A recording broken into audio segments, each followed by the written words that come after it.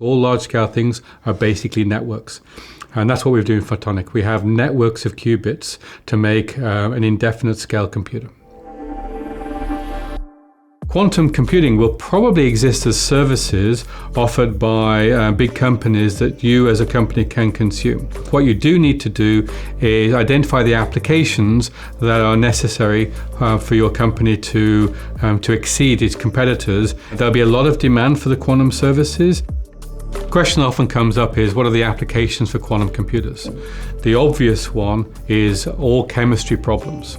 So chemistry problems would include drug discovery, discovering new catalysts, material science, and the ability to actually model that on a quantum computer means that we will go much faster and do things we've just never been able to do before.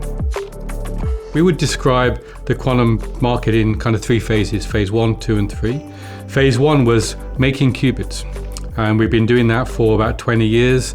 Now, of course, qubits are very unstable, they fall over quickly, and so phase 2 is making a qubit that, or the equivalent of a logical qubit out of many physical qubits, and that's where we are now. What the world really needs is phase 3, which is large numbers of logical qubits, i.e. fault-tolerant, scalable, logical qubits. The key to that, of course, is to have reliable, manufacturable qubits that you can connect together. And so networking is what we have invented in humankind to make very large-scale things. There's a second advantage, of course, is networks get ever bigger all of the time. So then you can keep scaling your quantum computers as your network increases. Photonic is concentrated on phase 3 deliverables of quantum computing. That's what we wake up in the morning thinking about, and it's what we go to bed at night thinking about. Phase 3 deliverables.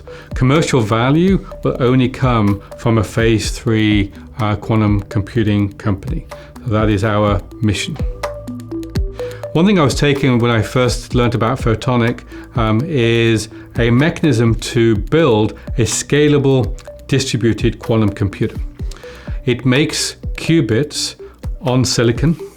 It can make thousands of them on a silicon device. It uses standard silicon manufacturing techniques, so to some extent the T-center represents the new modern transistor for the purposes of compute. And then all of those T-centers are connected together with off-the-shelf photonic switching. So Photonic is taking advantage of 30 plus years of silicon manufacture and 30 plus years of photonic interconnect to make the next generation of computers with the ability of looking at the last 35 years of technology.